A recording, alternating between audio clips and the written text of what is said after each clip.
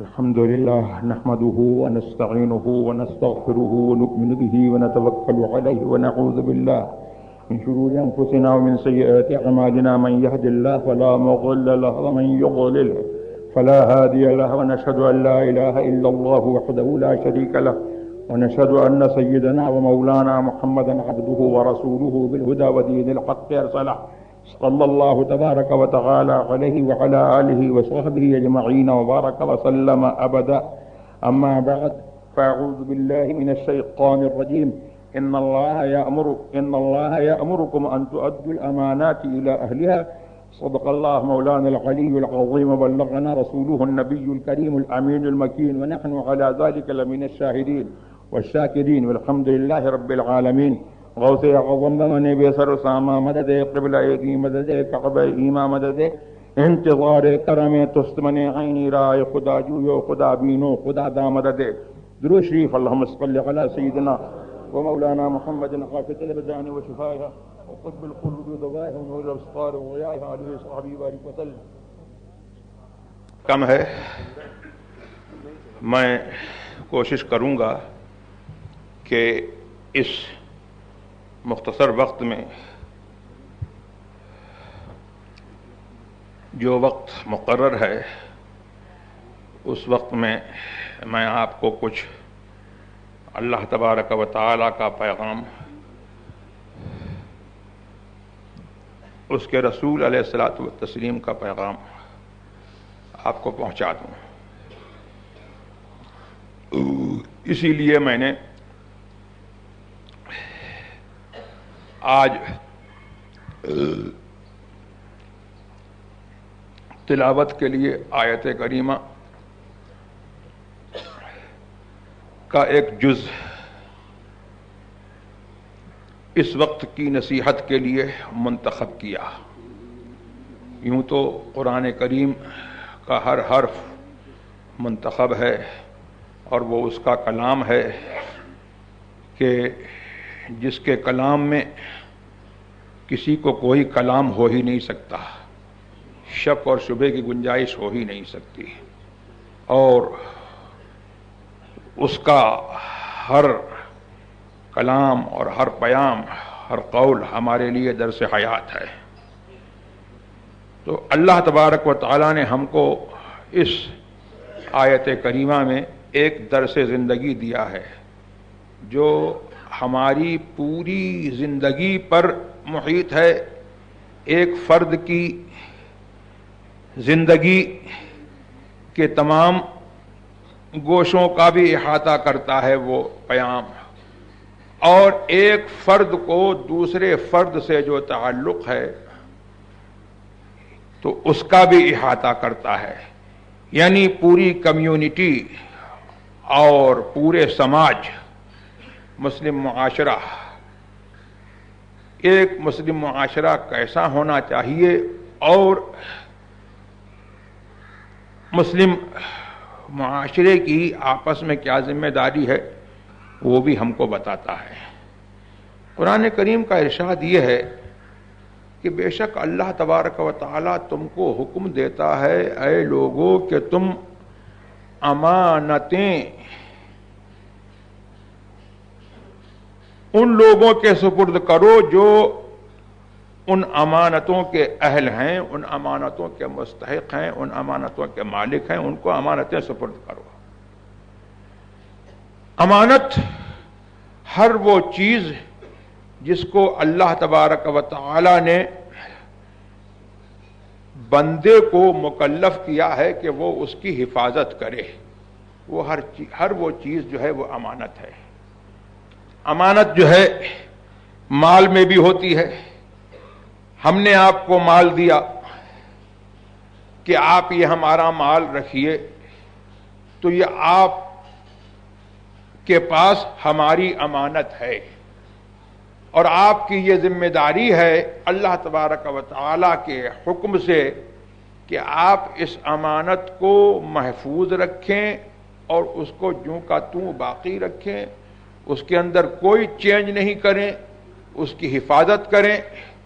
اور پھر جب امانت دینے والا جو ہے جب اس کو مانگے تو آپ اس کو واپس کریں.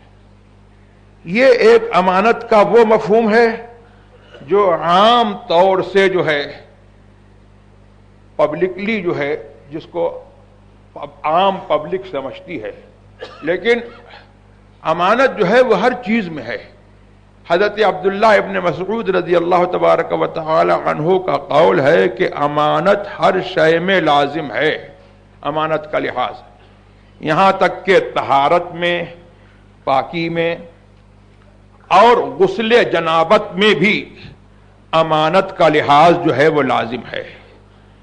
اور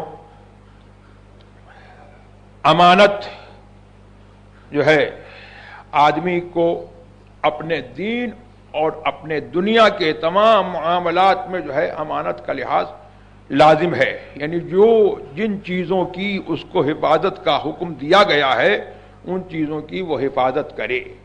اور یہاں تک کہ علماء یہ فرماتے ہیں کہ امانت کا مطلب یہ ہے کہ اللہ تبارک و تعالی نے ہمارے جسم میں جو اعضاء رکھے ہیں اور ہمارے جسم میں جو پاورز اللہ تبارک و تعالی نے جو ہم کو پاورز پرووائڈ کیے ہیں، اللہ تبارک و تعالی کی ان پرووائڈڈ پاورز میں جو اللہ کی دی ہوئی طاقتیں ہیں ان میں بھی جو ہے آدمی کو امانت کا لحاظ ضروری ہے. یعنی مطلب یہ ہے کہ آنکھ کی امانت یہ ہے کہ اللہ تبارک و تعالی نے جس چیز کو دیکھنے کا حکم دیا ہے اس کو دیکھے، اور آنکھ کو جس چیز کو دیکھنے سے منع کیا ہے آدمی اس چیز کو نہ دیکھے. کان کی امانت یہ ہے کہ جو بات سننے کا حکم اللہ نے دیا ہے اس کو سنیں، اور جو بات اللہ نے جس بات کو سننے سے منع فرمایا ہے اس سے جو ہے وہ باز رہے. ہاتھ کی امانت یہ ہے کہ جو کام کرنے کا حکم اللہ نے دیا ہے وہ آدمی اس ہاتھ سے جو ہے وہ کام کرے، اور جس سے منع فرمایا ہے آدمی جو ہے اپنے ہاتھ کو اس سے بچائے. پیر کی امانت یہ ہے کہ جہاں پر اللہ نے حکم دیا ہے جانے کا وہاں پر جائے، اور جہاں پر اللہ نے حکم دیا ہے نہ جانے کا وہاں پر ہمارا پیر نہ جائے.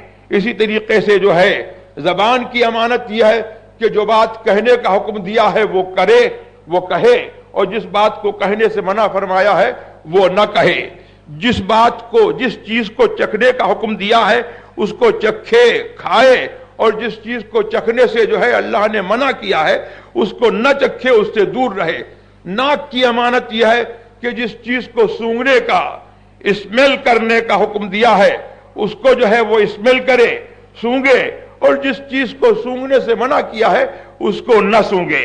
تو آدمی کے پورے جسم میں جو ہے اس امانت کا حکم جو ہے اللہ تبارک و تعالی کا لاگو ہے. اور امانت جو ہے اس کے 3 گوشے ہیں. ایک تو بندے کا جو معاملہ رب کے ساتھ ہے اس میں بھی اس کو امانت کا لحاظ ضروری ہے. ایک بندے کا معاملہ جو اپنے نفس کے ساتھ ہے اس میں بھی امانت کا لحاظ ضروری ہے. اور ایک بندے کا معاملہ جو بندوں کے ساتھ میں ہے اس میں بھی امانت کا لحاظ ضروری ہے. اسی امانت میں سے یہ ہے کہ بندہ جو ہے دوسرے بندے کو بھلائی کا حکم دے اور برائی سے اس کو روکے.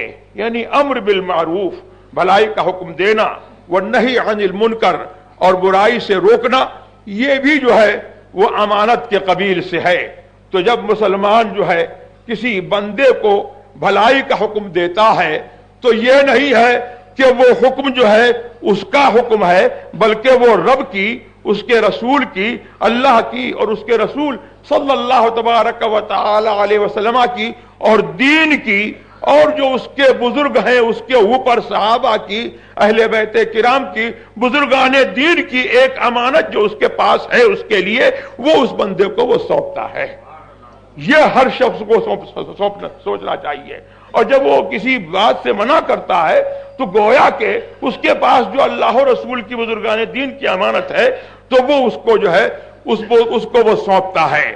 تو اسی طریقے سے جو ہے آدمی اگر جو ہے امانت کا لحاظ کر لے تو یہ معاشرہ पूरी होल मुस्लिम कम्युनिटी जो है, ये मतलब यह है कि सुधर सकती है और संवर सकती है।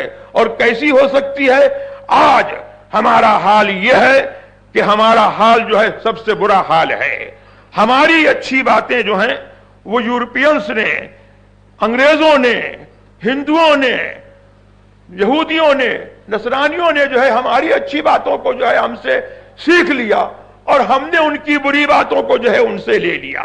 अगर हम अब इस अमानत का लिहाज रखें, जिस अमानत की हिफाजत का अल्लाह ने हमको हुक्म दिया है, तो हम जो है एक मिसाली कौम और एक पियरलेस कौम, एक यूनिक कौम और एक जो है मिसाली कौम जो है हम दुनिया के सामने हो सकते हैं कि दुनिया जो है हमारा चेहरा देखेगी, हमारे उठने को देखेगी, हमारे बैठने को देखेगी, हमारे बिहेवियर्स को देखेगी, तो दुनिया जो है हमको देख करके जो है वह सुधरेगी। तो ये जो है अल्लाह तबारक व तआला का पैगाम है। और अमानत का मतलब ये भी है कि आपके पास अगर किसी का राज है तो उस राज की हिफाजत करें। आपके पास अगर किसी का राज है तो उस राज की हिफाजत करें, यानी बंदा दूसरे बंदे के राज की हिफाजत करे। और यह भी है कि अल्लाह रसूल का अगर कोई राज आपके पास है तो आप जो है उस राज की हिफाजत करें। यानी मतलब यह है कि जो लोग जो है उस राज को जानने के अहल नहीं है, आप वो राज उनको न बताएं, बल्कि आपकी यह भी जिम्मेदारी है कि आपका जो अपना राज है, शरीयत आपको जो है एडवाइस करती है, बल्कि आपको ऑर्डर करती है कि आप अपना राज जो है वो ऐसे लोगों को न बताएं कि उनको राज बताने से जो है आपको नुकसान पहुंचे।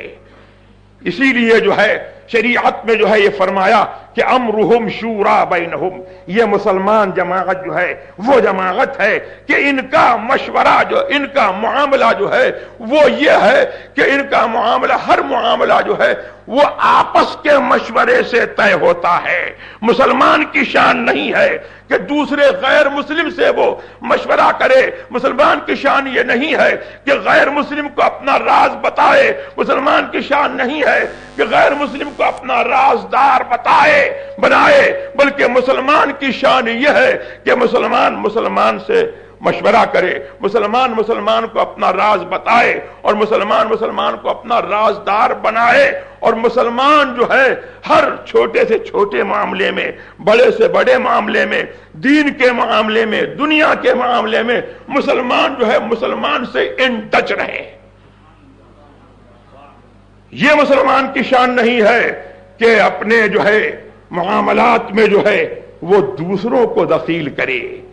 अगर यही तो बड़ी बात है कि आज जो कौम मुस्लिम को नुकसान पहुंच रहा है, वो बात क्या है?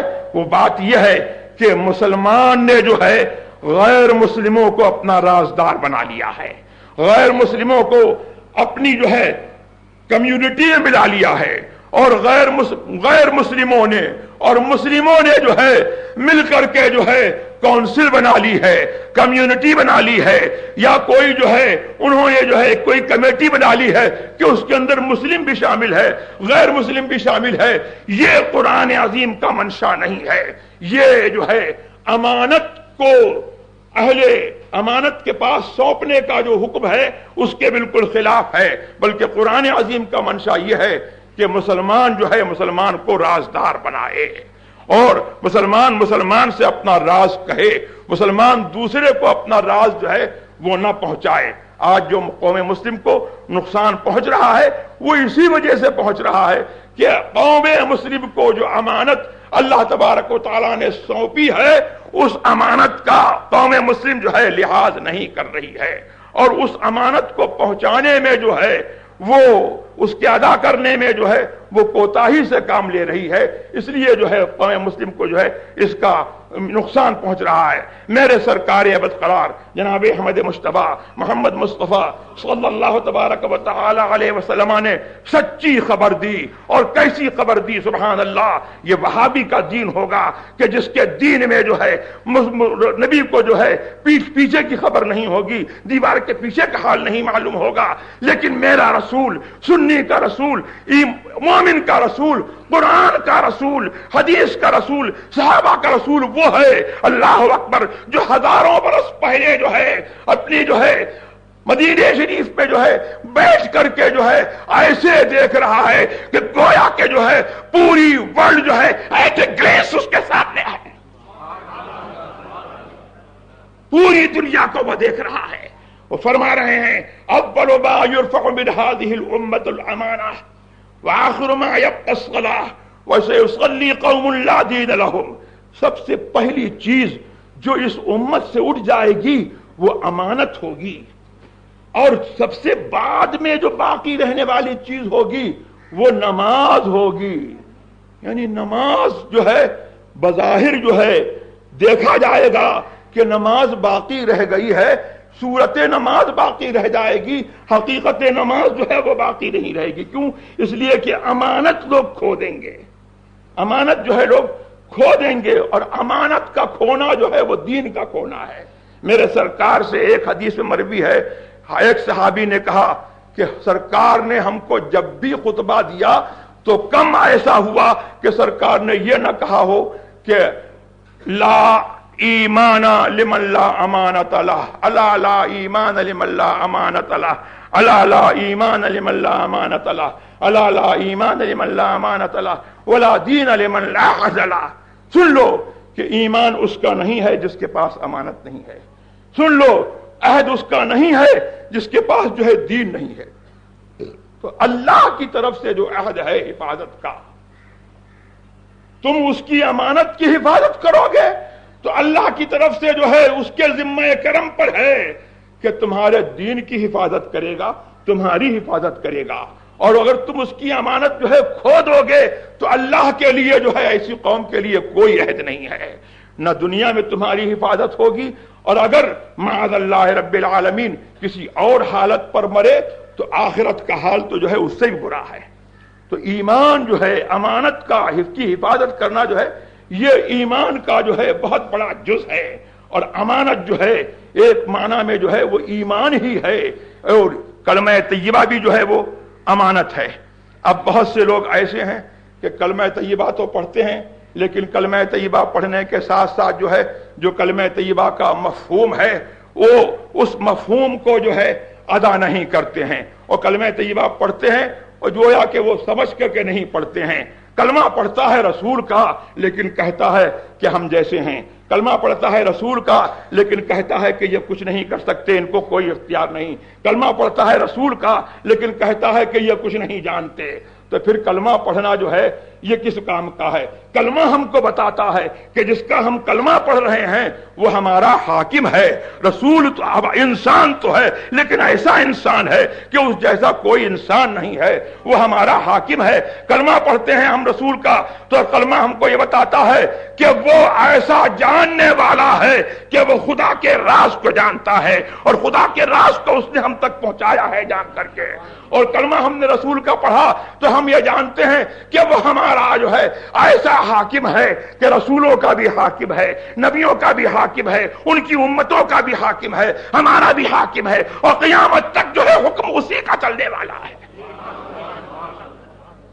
اب اس حاکم نے جو ہے ہم کو منع کیا کہ غیر مسلموں کو رازدار مت بناؤ، غیر مسلموں سے مت ملو، تو اب جو ہے وہ کہیں جو ہے کسی بھی نام سے جو ہے کوئی کونسل بنے جس میں غیر مسلموں کو جو ہے شریک کیا جائے، وہ خدا کے اور اس کے رسول کے حکم کے خلاف ہے۔ اعلی حضرت نے جو ہے اسی لیے جو ہے ندوے کا رد کیا تھا۔ حضور کے زمانے میں بھی جو ہے ندوہ تھا، حضور کے زمانے میں جب حضور تشریف فرما تھے تو بھی ندوہ تھا۔ تو ندوے کا کیا کام تھا؟ ندوے کا کام یہ تھا کنسپائریسی اگینسٹ مسلم۔ اس کا کیا کام تھا؟ کنسپریسی اگینسٹ مسلم، مسلمانوں کے خلاف جو ہے سازش کرنا اور رسول کے خلاف سازش کرنا. اس زمانے کے ندوے والے جو ہے کیا سوچتے تھے؟ رسول کو قتل کر دو معاذ اللہ، رسول کے دین کو جو ہے برباد کر دو معاذ اللہ، رسول کو قید کر دو معاذ اللہ، رسول کو ان کے گھر سے نکال دو، ان کے شہر سے نکال دو. یہ سب قرآن کریم کے بارے میں، قرآن کریم میں ان کی سازشوں کا اللہ تبارک و تعالیٰ نے ذکر کیا. تو اس زمانے میں جو ندوہ تھا وہ بھی رسول کے خلاف جو ہے سازش کرتا تھا. اب اس زمانے کا ندوہ جو ہے اس نے بھی جو ہے رسول کے دین کے خلاف یہ سازش کی اور اس نے نعرہ لگایا کہ ہر کلمہ گو مسلمان ہے.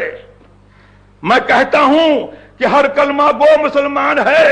یہ بات جو ہے اپنے اطلاق پر ایبسلوٹلی جو ہے یہ بات صحیح نہیں ہے. وہ کلمہ گو مسلمان ہے جو رسول اللہ صلی اللہ تبارک و تعالی کو غیب داں سمجھتا ہے، جو ان کو اپنا حاکم سمجھتا ہے، جو ان کے پورے دین پر ایمان رکھتا ہے، وہ کلمہ گو مسلمان ہے. اور وہ کلمہ گو مسلمان نہیں ہے کہ کلمہ تو پڑھتا ہے لیکن رسول کے دین کے خلاف کنسپریسی کرتا ہے. اس کے مصداق جو ہے وہابی ہیں کہ وہ رسول کے دین کے خلاف جو ہے کنسپائریسی کرتے ہیں، منافقین کی بولی بولتے ہیں، کہتے ہیں کہ رسول کو غیب کی خبر نہیں. اس کے مصداق رافضی ہیں کہ وہ صحابہ کو جو ہے گالی دیتے ہیں اور حضور صلی اللہ علیہ وسلم کے دین کی جو ہے کا مذاق اڑاتے ہیں اور حضور کے دین کے ضروریات کے منکر ہیں. اور اس کے مصداق جو ہے سنی کے علاوہ جو ہے ہر بد مذہب جو ہے اس کا مصداق ہے. تو میرے رسول کا حکم یہ ہے کہ سنی آپس میں مشورہ کرے، سنی سے متحد رہے. تو اس زمانے کا ندوہ جو ہے رسول کے خلاف کنسپائریسی کرتا تھا. اس زمانے کا ندوہ جو ہے وہ بھی رسول کے دین کے خلاف کنسپائریسی کرتا ہے. اب ندوے کا نام چاہے بدل جائے لیکن اس کا اگر جو ہے مقصد اور اس کا پرپز اور اس کا موٹو جو ہے اگر ایک ہے کہ سنی اور غیر سنی کو جو ہے اکٹھا کر کے معاذ اللہ رب العالمین دین کے پرنسپلز کو جو ہے بالکل جو ہے بدل دینا، تو یہ جو ہے یہ بھی جو ہے ایک ندوہ ہے اور یہ بھی ندوے کا ایک نیا روپ ہے. میں کہنا چاہتا ہوں کہ اس زمانے میں جو ہے بمبئی میں علماء کونسل بنے یا پاکستان میں جمہوری ملی کونسل بنے، جمہوری ملی کونسل جو ہے یہ اجتماعی ضدین ہے. ایک طرف جمہوری، دوسری طرف ملی. انگریزی کی ڈکشنری اٹھا کر کے دیکھو، سیکولرزم جو ہے، سیکولر کس کو کہتے ہیں؟ جو بے دین ہو. جمہوریت کس کو کہتے ہیں؟ جو لادینیت کا نام ہے. تو لادینی اور ملی یعنی دینی ان کا جو ہے اتحاد نہیں ہو سکتا ہے. اسی طریقے سے علماء کونسل میں جو ہے رافضیوں کا، بوریوں کا، قادیانیوں کا، وہابیوں کا اور سنیوں کا جو ہے اتحاد نہیں ہو سکتا ہے. اور جس نے ایسا اتحاد کیا ہے اس نے جو ہے دوسرے شکل میں جو ہے ندوے کو جو ہے دوسرا نام دیا ہے، اس نے جو ہے ندوہ قائم کیا ہے. تو میرا جو ہے آپ سے جو ہے صرف یہی جو ہے کہنا ہے کہ اہل سنت کے مسلک کے اوپر جو ہے آپ حضرات قائم رہیں اور سنی جو ہے سنی کے ساتھ جو ہے متحد رہے، سنی کو رازدار بنائے.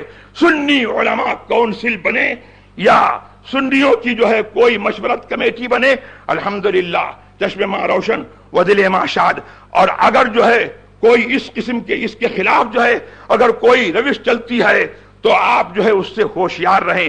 ان اللہ یامرکم ان تؤدوا الامانات الی اہلھا. اللہ کا حکم یہ ہے کہ اللہ کی امانتیں جو ہے ان کے اہل کے اور ان کے جو مالک ہیں، ان کے جو مستحق ہیں، ان کو سونپو. اپنا رازدار غیروں کو مت بناؤ. اسی میں جو ہے آپ کا فائدہ ہے. قرآن کریم نے ارشاد فرمایا یا ایھا الذین آمنوا لا تتخذوا بطانة من دونکم لا یعلونکم خبالا قد بدت البغضاء من افواہہم وما تخفی صدورہم اکبر. اے لوگو، اپنے سوا، مسلمانوں کے سوا جو ہے، سنیوں کے سوا دوسروں کو اپنا رازدار مت بناؤ. ان کے ساتھ مت بیٹھو، ان کے ساتھ جو ہے راز کی باتیں مت کرو، اس لیے کہ وہ تمہارے گھاٹے میں، تمہارے خسارے میں، تمہیں نقصان پہنچانے میں گئی نہیں کریں گے، کوئی کسر نہیں چھوڑیں گے. اور ان کی عداوت جو ہے ان کے منہ سے ظاہر ہو چکی اور جو ان کے دل چھپائے ہوئے ہیں وہ بہت بڑا ہے.